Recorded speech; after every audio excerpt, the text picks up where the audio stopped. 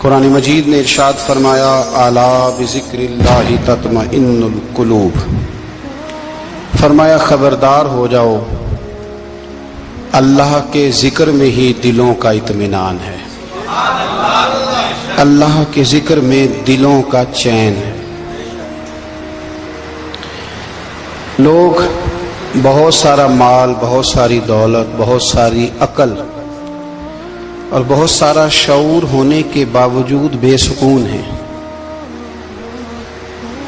جس چیز نے زمانے کو تکلیف میں مبتلا کر دیا ہے اور جو چیز ڈھونڈنے سے نہیں ملتی وہ اطمینان ہے، وہ قرار ہے۔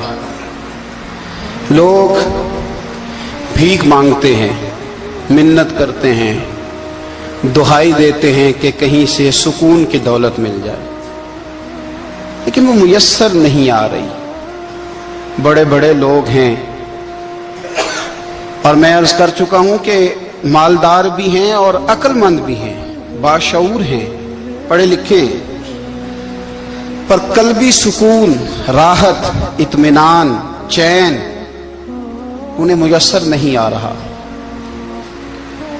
راتیں جاگ کر گزر جاتی ہیں، دن آزمائش میں بیت جاتا ہے۔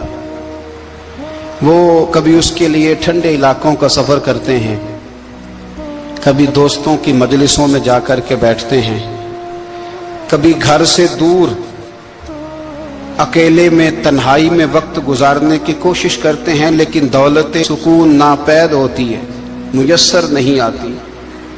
عرش کا رب فرماتا ہے کیوں تو بھٹکتا پھرتا ہے، کیوں دائیں بائیں جاتا ہے، چپ کر کے مسجد آ جا اور لوگوں سے بچ کے تنہائی میں میرا ذکر کر۔ اللہ ملے گا کیا؟ فرمایا اعلیٰ بذکر اللہ تطمئن القلوب، میں تیرے بے چین دل کو چین عطا کر دوں گا۔ وہ تیرا تڑپتا اور پھڑکتا ہوا مزاج، اسے میں سکون کی دولت دوں گا۔ یہ تجھے کہیں اور نہیں ملے گا، یہ میری یاد میں ملے گا۔ یہ چین، قرار، سکون تجھے یہیں میسر آئے گا۔ اطمینان قلبی زندگی کا حسن ہے بھائی، دولت سکون اصل ہے۔ بڑے ٹھنڈے کمرے میں کچھ لوگوں کو نیند نہیں آتی، اور داتا صاحب رحمت اللہ علیہ آپ جائیں تو دونوں سڑکوں کے بیچ جو فٹ پاتھ ہے نا، اس پہ بھی کچھ لوگ سوئے ہوتے ہیں۔ ادھر سے بھی گاڑیاں گزرتی ہیں، ادھر سے بھی گاڑیاں گزرتی ہیں، لیکن بس نیند ہے نا، اللہ کا فضل ہے، اس نے دے دی ہے، آنے والوں کو آ گئی ہے۔ اطمینان قلبی، میرا معاشرہ بے سکون ہے، بے قرار ہے۔ مجھے کچھ لوگ کہتے ہیں جی میں آج کل بڑا بور ہو رہا ہوں، تو میں کہتا ہوں یار ہمیں تو ٹائم ہی نہیں ملا آج تک بور ہونے کا، نہیں وقت ہی نہیں اتنا میسر آیا، کون سا ٹائم نکالے جس میں بندہ بور ہو؟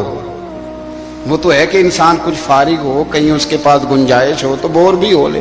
کیسے بور ہو لیتے ہو؟ یہ کیا ہوتا ہے بور ہونا؟ زندگی میں اتنا وقت ہی کہاں ہے کہ انسان بور ہوتا پھرے اور یہ تصور بناتا پھرے کہ میں بڑی آزمائش میں ہوں، تو میں بڑے بور ہو رہا ہوں، تو میں بڑی تکلیف میں ہوں۔ تو وقت بہت زیادہ ہے ہمارے پاس، لایانی کاموں میں ضائع بڑا ہوتا ہے، تو ہم بور ہوتے ہیں، پریشان ہوتے ہیں۔ اللہ فرماتے ہیں یہ جو میری یاد ہے نا، لیکن اس کا بھی ایک طریقہ ہے یاد کا، اس طریقے سے اگر میرے رسول کریم علیہ السلام نے فرمایا اللہ کا ذکر اس طرح کرنا کہ دیکھنے والا تمہیں دیوانہ سمجھے، لوگ سمجھیں کہ کوئی مجنون ہے، کوئی جنونی ہے، کوئی پاگل ہے۔ یہاں اللہ تعالیٰ معاف کرے، آپ ذکر کی مجلس چھیڑیں، آپ نعت شریف کی مجلس چھیڑیں تو بہت سارے لوگ پروفیسر بن جاتے ہیں، وہ ساری نہیں ہلاتے، ان کی زبان ہی حرکت میں نہیں آتی۔ حالانکہ رب کریم کا ذکر اس طرح کرو کہ دیکھنے والا تمہیں دیوانہ سمجھے، کہیں اور کھونے کی ضرورت ہی نہیں۔ میرے حبیب گویا ہمیں فرماتے ہیں تو رب کے ذکر میں اس طرح کھو جا کہ تجھے دنیا کا خیال ہی نہ رہے، تجھے پھر دنیا کی ہوش نہ رہے۔ لیکن اگر نماز میں بھی خیال غیر آئے، ذکر میں بھی توجہ کہیں اور ہو، زندگی میں وہ عجیب لمحہ تھا، وہ میرے ساتھ تھا اور میں تنہا تھا۔ اگر ماحول یہ ہو کہ آپ کہیں جسم کے ساتھ تو موجود ہوں، روح موجود نہ ہو، تو پھر لذت ذکر بھی میسر نہیں آتی، پھر کیف نہیں حاصل ہوتا۔ یاد رکھیں کہ اس طرح کھو کے رب کی یاد کہاں سے کیف آئے؟ الجھ ہی بڑا گئے ہیں، وہ مستی، وہ سرور، وہ کیف جو اللہ کے ذکر میں ہوتا تھا، جو کبھی مرشد کامل کے سامنے بیٹھ کر لوگ اللہ اللہ کرتے تھے تو لگتا یہ تھا کہ یہ یہاں ہیں ہی نہیں، یہ تو کہیں اور چلے گئے ہیں، یہاں موجود ہی نہیں۔ لیکن اب وہ موج نہیں، وہ شوق نہیں، وہ درد نہیں، وہ ذیل نہیں۔ اقبال تڑپ کے کہا کرتے تھے خیرت کی گتھیاں سلجھا چکا ہوں، یا رب مجھے صاحب جنوں کر دے، اللہ مہربانی فرما، وہ کیفیت دے، وہ سرور دے۔ زندگی میں اگر اطمینان چاہتے ہو تو کبھی کبھی سب کچھ بھول کے نا تو مست ہو جایا کرو رب کی یاد میں۔ کبھی کبھی چھوڑ دیں دنیا، چھوڑے یار موبائل، کسی وقت کرے اس کو بند، چھوڑے اس بات کا خیال کہ فلانے نے سلوٹ کیا ہے کہ نہیں کی، چھوڑے۔ حضرت باجزید بستامی رحمت اللہ تعالی علیہ فرماتے میں نے اعتکاف کبھی اپنی مسجد میں نہیں کیا، یہ کہ سارے ہی ہاتھ چومنے والے، سارے ہی پیار کرنے والے۔ فرماتے میں جب اعتکاف کرتا تھا تو میں بستان سے دور نکل جاتا تھا جہاں کوئی مجھے جاننے والا نہ ہو۔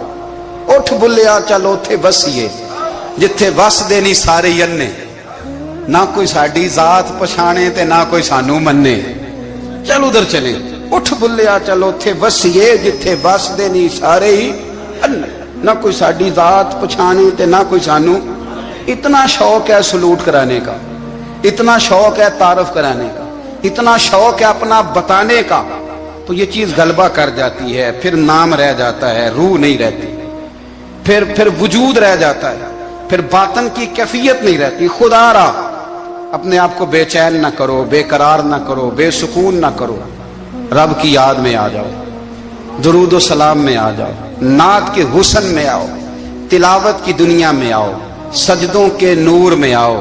آؤ کبھی کھول کے دل مسجد کی صفائیاں کریں، آؤ نہ کبھی کوئی بوڑھا، دادی، نانی، دادا، ان کے پاس بیٹھ کے پیر دبا کے اللہ کو راضی کریں۔ یہ کیف والی جگہ ہیں، یہ سرور والی جگہ۔ اتنی بے چین ہماری زندگی ہے، بے قرار ہے، تڑپتے ہوئے لوگ، لڑتے ہوئے لوگ، ایسے لگتا ہے اب ایک دوسرے کا گریبان تھام لیں گے، بے قرار، بے چین۔ کسی کو انتظار کا کہا جانا کہ 10-20 منٹ کسی کا انتظار کرو تو بعض لوگ مجھے ایسے لگتا ہے جیسے ان کا کلیجہ پھٹ جائے گا، ڈاکٹر کے انتظار میں بیٹھے ہیں تو بڑے پریشان ہیں۔ کسی کو ملنے گئے ہیں کو آدھا گھنٹہ بیٹھنا پڑ گیا تو بڑی دقت میں ہیں۔ اپنے آپ کو سکون دیں۔ آپ یقین کریں بڑا مزہ آتا ہے، کبھی کسی کا انتظار کرنا پڑے تو 2-4 تسبیح درود شریف پڑھی جاتی ہے، یعنی ذوق بن جاتا ہے کہ چلو اللہ نے موقع دیا ہے، کوئی سرکار کو یاد کر لیں، تنہائی مل گئی۔ ہمارا مزاج جس سختی کا شکار ہے وہ سختی آہستہ آہستہ ہمیں زیادہ آزمائش میں ڈال گئی۔ تو میرے بھائی زندگی میں اطمینان حسن ہے، اور وہ سب سے زیادہ اللہ کی یاد میں ملتا ہے، وہ سب سے زیادہ رب کریم کے ذکر میں۔ سب سے زیادہ جو چاہتا ہے نا دل ٹھنڈا رہے، زبان میٹھی رہے، وہ مدینے والے محبوب پہ درود و سلام پڑھا کرے، وہ حضور پہ درود و سلام پڑھا کرے، زبان میٹھی رہے گی۔ میرا ذاتی تجربہ ہے کہ جو آدمی اپنے اخلاق سنوارنا چاہے وہ حضور پہ درود شریف پڑھے، جو اپنے اخلاق سنوارنا چاہے، طبیعت کو ٹھنڈا رکھنا چاہے، وہ درود شریف پڑھے، اس کا دل سکون میں آئے گا۔ کچھ کام اور ہیں زندگی میں اطمینان کے لیے، ان کا ہونا بھی بڑا ضروری ہے۔ سب سے پہلے اگر آپ چاہتے ہیں نا زندگی میں سکون ہو تو حقیقتوں کا سامنا کرنا سیکھیں۔ آپ جو ہیں وہ رہنا سیکھیں، جو آپ نہیں ہیں وہ بننے کی کوشش نہ کریں۔ حقیقت کا سامنا کرو گے تو زندگی اطمینان میں آ جائے گی۔ ہم نے نا بہانے بنا لیے ہیں، ہیلے بنا لیے ہیں، جھوٹ کے سہارے اپنے آپ کو اونچا کر لیا ہے۔ ایک آدمی سے کہا جاتا ہے تو رشوت نہ لے، تو کہتا ہے میں غریبوں سے نہیں لیتا۔ تو میرا سوال یہ ہے کہ امیروں کا حساب لینے کی اللہ نے تیری ڈیوٹی لگائی ہے، تیرے ذمہ لگایا ہے کہ تو امیروں کا حساب کر، تمہیں کیا ضرورت پڑی ہے؟ ہم نا بہانہ کرتے ہیں، رشوت لینے والے کا الگ بہانہ ہے اور سفارش والے کا الگ بہانہ ہے۔ حقیقت کا سامنا کریں، حقیقت کا۔ جو میرے ذمہ داریاں ہیں وہ میں نے پوری کرنی، جو آپ کی ذمہ داریاں ہیں وہ آپ جان نہ چھڑائیں، حقیقت پسند بنے۔ میرے رسول کریم، پھر پڑھیے درود شریف صلی اللہ تعالی علیہ وسلم۔ حضور صلی اللہ علیہ وسلم نے فرمایا کہ میری بیٹی سیدہ فاطمہ الزہرا رضی اللہ تعالی عنہا صرف جنتی نہیں، جنتی عورتوں کی سردار ہے۔ لیکن حضور نے یہ بھی فرمایا کہ فاطمہ یہ خیال رکھنا اگر اللہ نے حساب پوچھا تو حساب تم نے خود دینا ہے۔ حقیقت کی طرف توجہ کرائی حضور نے، وہ صرف جنتی نہیں، جنتی عورتوں کی سردار ہیں، پر حقیقت کی جانب توجہ۔ میں حقیقت یہ ہے کہ اگر مالک نے حساب پوچھا تو اس کی تیاری بھی کرنی ہے۔ دیکھیں نا، ہمیں کچھ یقین نہیں، اللہ معاف کرے کہ ہمارا حساب کیسا ہوگا، لیکن کتنے آزاد ہیں۔ یعنی بڑی دلیری سے بندے کہتے ہیں فجر نہیں پڑھتا جی، 3 پڑھتا ہوں جی، شاہ رہ جاتی ہے جی، کپڑے صاف، بڑی دلیری سے۔ اور سیدہ فاطمہ الزہرا نے ساری رات مصلی باندھ رکھا ہے، حالانکہ انہیں یقین تھا کہ رب مجھے بغیر حساب کتاب جنت دے گا۔ حقیقت کا سامنا کریں، جو حقوق آپ کے ہیں وہ آپ نے ادا کرنے، جو ذمہ داریاں ہیں وہ ذمہ داریاں ہیں۔ دیکھیں نا، حضرت موسیٰ کلیم اللہ علیہ السلام کے پاس اسرائیل روح نکالنے آئے تو حضرت موسیٰ نے تھپڑ مارا، آنکھ نکال دی، واپس گئے۔ اللہ انہوں نے تو جلال فرمایا ہے، کہا موسیٰ علیہ السلام سے کہیے بیل کی پشت پر ہاتھ رکھیں، جتنے بال ان کے دستے مبارک کے نیچے آئیں گے اتنے 1000 سال ان کی عمر بڑھا دی جائے گی۔ یعنی میرے کان میں کوئی بتا دے کہ جناب 60 سال بڑھ گئی، یا آپ کے کان میں کوئی کہہ دے تو خوشی ہوتی ہے کہ نہیں؟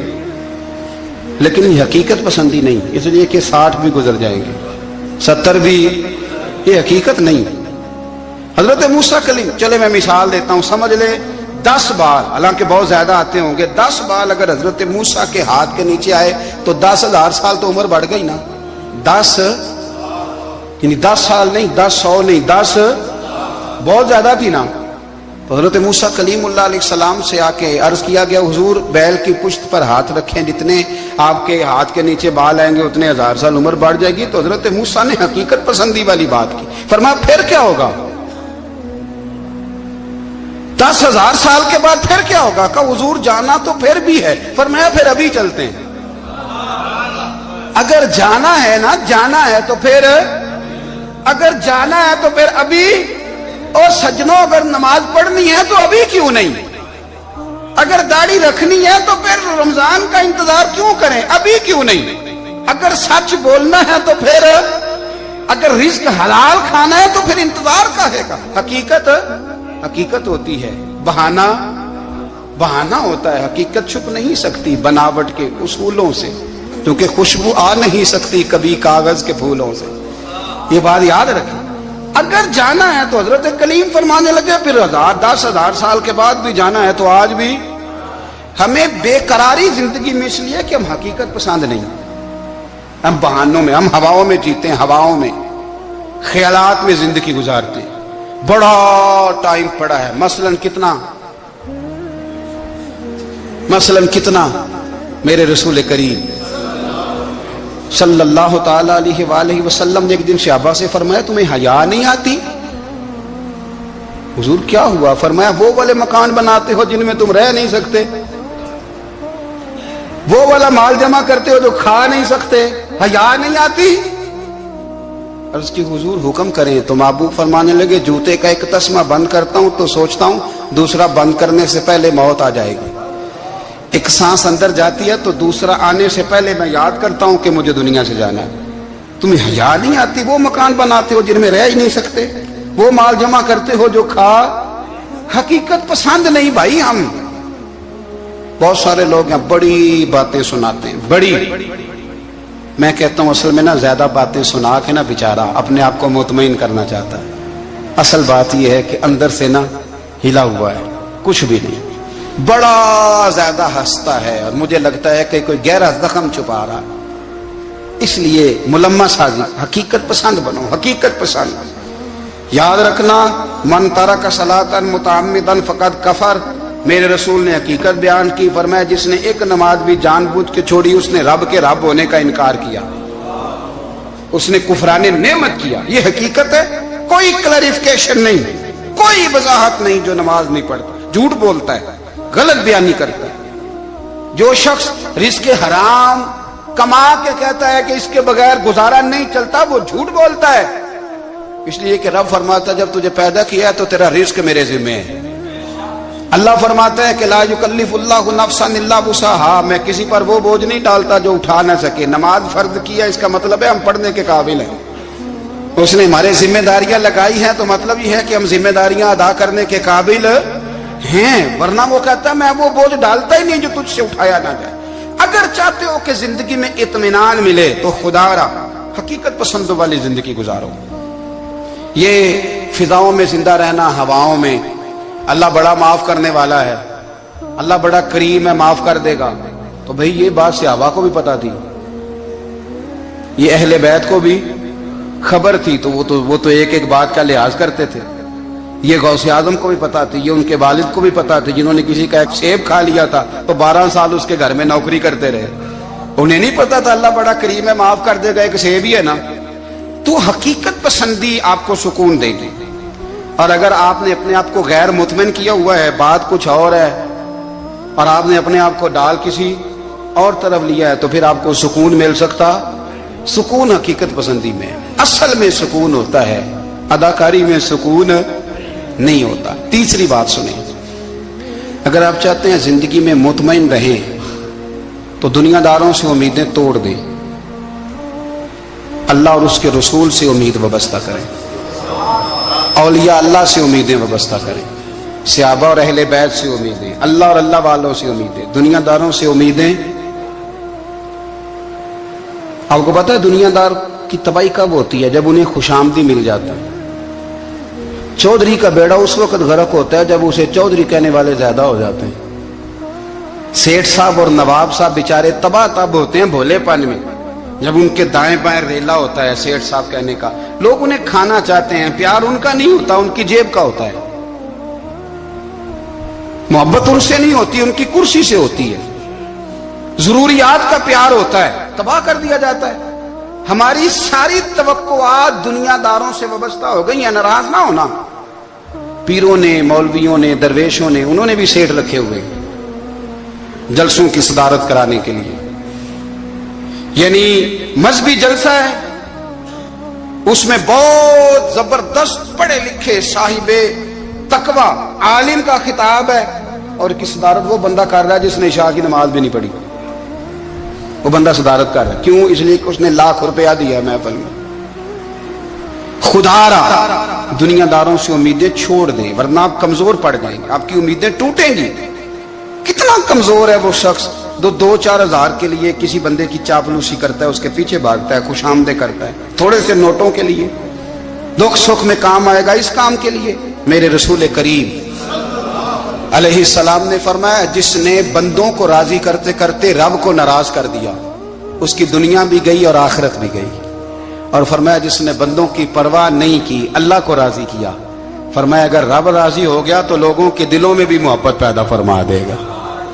کیا ضرورت ہے خوشامد کرنا دنیا داروں کی، سیٹوں کی، نوابوں کی، چاپلو۔ اور میں آپ کو ایک بات بتاؤں، ہوتا پتہ کیا ہے، یہ جو حب جا اور حب با ہوتی ہے نا، اس سے پیٹ نہیں بھرتا۔ آپ کو اگر خوشامد کرنی ہے تو پھر آپ کو ساری زندگی کرنی ہے۔ پھر ان کو بھی پتا ہوتا ہے کہ تعلق کس بنیاد پر ہے، اس میں کبھی بھی خلوص پیدا نہیں ہوتا، آپ بے چین رہتے ہیں، بے قرار رہتے ہیں، آپ کو تکلیف رہتی ہے ہمیشہ۔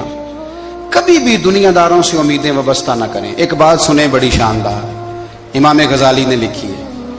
امام غزالی فرماتے ہیں کہ ہارون الرشید نہ حج کر کے واپس آیا بغداد میں، تو کونے میں حضرت بہلول دانا بیٹھے تھے، رش بہت تھا، مجمع بڑا تھا، حضرت بہلول دانا بھی سڑک کے کنارے بیٹھے تھے، تو سپاہی کہنے لگے یہاں سے اٹھ جاؤ، فرمانے لگے ہارون الرشید کی زمین نہیں، زمین میرے رب کی ہے، میں کیوں اٹھوں؟ وہ قریب سے گزرا تو سلام لی، تو آپ نے اس کا پروٹوکول دیکھا تو فرمانے لگے ہارون الرشید تجھ سے تگڑے تگڑے موٹے موٹے پروٹوکول میں نے لوگوں کے دیکھے ہیں، اور یہ جو تیرے دائیں بائیں آج تیرے نعرے لگا رہے ہیں، یہ پہلے ان لوگوں کے نعرے لگایا کرتے تھے، اور تھوڑا وقت گزرنے دے، جو تیرے بعد آئے گا نا، یہ سارے پھر ان کے نعرے بھی لگائیں گے۔ تو جھوٹ کی دنیا میں زندہ ہے، ان سے تو نے امیدیں وابستہ کی ہیں، یہ کل اس کے نعرے لگائیں گے۔ اس کے دل پہ بڑا اثر ہوا، گھوڑے سے اتر آیا، آگے کہنے لگا حضور آپ نے مجھے بڑی اچھی نصیحت کی ہے، میرا دل بڑا ٹھنڈا ہوا ہے، میں نے سنا ہے آپ مقروض ہیں، کچھ لوگوں کا قرض، تو مجھے کوئی حکم ہی کر دیں۔ آپ ہنسنے لگے، فرمانے لگے یار تو بڑا ہی بیوقوف ہے، بڑا ہی بیوقوف ہے تو، میں تجھے نصیحت کر رہا ہوں تو مجھے الجھا رہا ہے، حضور کوئی حکم کر دیں۔ क्या खूबसूरत अंदाज है रब करीम के बंदों का। हजरत बहलोल दाना फरमाने लगे तेरा रब कौन है? कहा अल्लाह। तो फरमाया मेरा कौन है? कहा अल्लाह। फरमाने लगे ये तो नहीं ना हो सकता कि अल्लाह हारून रशीद को देता रहे और बहलोल दाना को भूल ही जाए। ये तो नहीं ना हो सकता कि हारून रशीद को देता रहे और बहलोल दाना को भूल जाए। फरमाया उसका दिल, उसका इरादा हुआ, इरादा कुदरत हुआ कि बहलोल मकरूज रहना चाहिए। तो अगर रब मुझे रखना चाहता है, दुख कबूल मोहम्मद बख्शा राजी रहन प्यारे, अगर वो चाहता है मैं मकरूज रहूं तो मैं भी चाहता हूं कि मैं मकरूज ही रहूं। ये तो नहीं ना हो सकता कि तुझे दे और मुझे ना दे। फरमाया मेरी तुझसे कोई उम्मीद नहीं, मुझे जब भी देगा मेरा रब भी देगा, और वो देगा तो फिर इंशाल्लाह खजाने खोल के देगा। दुनियादारों से उम्मीदें वाबस्ता करना, लोगों के पीछे, ये छोड़ दें। आप बेचैन रहेंगे, बेकरार रहेंगे। अल्लाह वालों से जरूर उम्मीदें वाबस्ता करें, इसलिए कि उनके पास जो कुछ होता है वो दरअसल रब का ही होता है। लेकिन सेठों से, नवाबों से, सियासतदानों से बाज आ जाए, हमारी बड़ी उम्मीदें वाबस्ता हैं। मैं अक्सर कहता हूं जितने फेरे नौकरी के लिए दुनियादार के दरवाजे पे लगाए हैं ना, इससे कम दफा मस्जिद में नफल पड़े होते तो रब उतनी बड़ी मेहरबानी फरमा देता। तीसरी बात ये याद रखें, अगर सुकून लेना चाहते हैं ना, अगर सुकून लेना चाहते हो ना, तो लोगों को डिस्कस करना बंद कर दो। किसको अल्लाह ने कितने पैसे दिए हैं वो जाने और अल्लाह जाने, किसको अल्लाह ने कितनी गाड़ियां दी हैं वो जाने, और लोगों को डिस्कस करना जी। यानी मैं एक जगह बैठा था तो एक साहब गाड़ी वाला गुजरा, गाड़ी में बैठ के, उसका पड़ोसी था, कहते मुंह है कार वाला। मैं क्या ओदा ते है तां ही बैठा है। ते हुण मैं क्या समझाना सी ना उन्होंने, मैं क्या तू ते मैं हिसाब लाइए भी साढ़े कोल कोई नहीं, ओदा ते है। लेकिन ना अल्लाह ने उसे दी है ना, तो अल्लाह ने चाहा ना वो कार में बैठे, तो इसने फटे पे बैठ के ये तबसरा किया कि मुंह है कार वाला। मैं क्या भी ओदा ते है तां कार है। अब मुझे तुझे अंदाजा लगाना चाहिए कि हम क्या ये बहस है। यदि अल्लाह को चाहिए था माज अल्लाह के पहले तुमसे पूछता कि इसे कार देनी है कि नहीं। क्या मतलब फसूल बहस है। वो चीज हमें इतना तंग करती है, इतनी तकलीफ देती है कि आप यकीन करें सारा दिन उसी को डिस्कस करते हैं, सारा दिन। उसके पास गाड़ी है, उसके पास कार है, फलाने का पैसा 1 नंबर है, फलाने का 2 नंबर है, फलाने का 6 नंबर है। असल बात के अंदर हसद है, इसको निकालो। एक बात कहने लगा हूं, इसे याद रखना। मेरे आला हज़रत रहमतुल्लाह अलैह फरमाया करते, हसद करने वाला बंदों पर एतराज नहीं करता, अल्लाह पर एतराज करता। वो कहता है अल्लाह उसे क्यों दिया है, इतना क्यों दिया है, माज़अल्लाह वो अल्लाह की तकसीम पर एतराज करता। हसद करते हो बेचैन रहोगे, हसद आपके दिल को तड़पा के रख दे। छोड़े, अल्लाह बड़ा करीम है, जिसको जहां चाहता है वहां बिठा देता है। आप कतन इस बहस में ना पड़े कि अल्लाह ने किसको कितना दिया है, कब दिया है, क्यों दिया है, वो बड़ा बेनियाज है। हसद आपको तबाह करेगा। दुनिया में पहला गुनाह जो हुआ था वो हसद था। इबलीस ने हजरत आदम से हसद किया, कहने लगा मैं बेहतर हूं, सरदारी इसको मिल रही है, तो ये तो अल्लाह को पता है ना किसको देनी है। और दुनिया में पहला कत्ल हसद की वजह से हुआ। हाबील काबील के दरमियान हसद का मामला था। खातून का निकाह उससे क्यों हो रहा है, मुझसे होना चाहिए। हसद तबाही करता। आप यकीन करें, यानी दुकानदार के सामने दूसरी दुकान पड़ती है, परेशान हो जाता है। वो कहता है मेरा क्या बनेगा, ला हौला वला कुव्वता इल्ला बिल्लाहिल अलिय्यिल अज़ीम। यानी तेरा क्या ख्याल है कि तेरे हिस्से की रोटी वो खा जाएगा। इतना छोटा दिल, ये तेरा मौका ये है कि तेरे हिस्से का नसीब उस तक चला जाएगा, ये तेरी ख्वाहिश है। एक दूसरे की कमजोरियां बयान करना, उसका तो माल ही नाकस है जी, उसके तो पास ही कुछ नहीं। ये तो कमजोर लोगों का तरीका है। मेरे रसूल करीम अलैहिस्सलातु सलाम गुजर रहे थे, पतझड़ का मौसम था, खिज़ां का मौसम था, दरख्तों के पत्ते झड़ रहे थे। सहाबा को साथ लेके हुजूर गुजरे और एक दरख्त की टहनी को पकड़ के हुजूर ने हिलाया। सहाबा फरमाते हैं कि छम छम उसके पत्ते गिरे, जमीन पर ढेर लग गया। हुजूर ने फरमाया देखा तुमने क्या हुआ। हुजूर हाँ। फरमाया कितनी तेजी से पत्ते झड़े हैं, सिर्फ तना रह गया है और खाली टहनियां रह गई हैं, कोई हुस्न बचा है। हुजूर नहीं। तो नबी करीम फरमाने लगे जो हसद करता है ना, उसकी नेकियां भी इसी तरह झड़ जाती हैं। اسی طرح اور ایک جگہ حضور فرمانے لگے جس طرح راکھ لکڑی کو آگ کھا جاتی ہے، جس طرح لکڑی کو آگ، جب آگ کھا جائے تو پھر لکڑی کو لکڑی نہیں کہا جاتا، راکھ کہا جاتا ہے، کوئلہ کہا جاتا ہے، اس کی اصل باقی یعنی اسے کھائی جاتی ہے۔ تو حضور علیہ الصلوۃ والسلام فرمانے لگے جس طرح آگ لکڑی کو کھا جاتی ہے، فرمایا اسی طرح حسد نیکیوں کو کھا جاتا ہے، نیکیاں رہتی نہیں۔ حسد کرنے والے کے پاس نیکیاں یعنی ان کی اصل شکل موجود، کبھی بھی حسد نہیں کریں۔ اللہ کی تقسیم ہے، جس کو چاہے جب چاہے جتنا چاہے عطا کرے۔ اور چوتھی بات میرے بھائی، کبھی بھی بغض نہ پیدا کریں، بغض والے لوگ بے سکون رہتے ہیں۔ بہت ساری کمزوریاں ہمارے اندر ہوتی ہیں نا، پھر اللہ ہماری روزی تو نہیں نہ بند فرماتا، یہ تو نہیں کہتا کہ زمین سے نکل جاؤ،